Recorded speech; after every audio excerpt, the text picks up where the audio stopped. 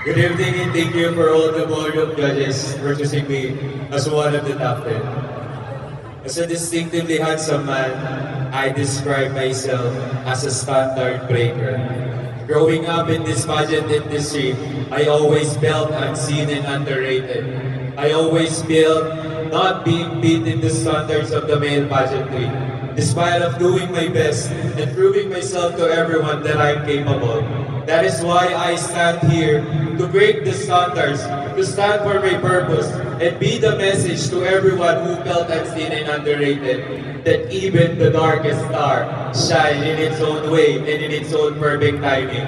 And I want you all to remember me that we, the underrated one, can be a strong representation of every Lagunense in the national stage and can show to the whole country what Laguna can offers when it comes to male pageantry.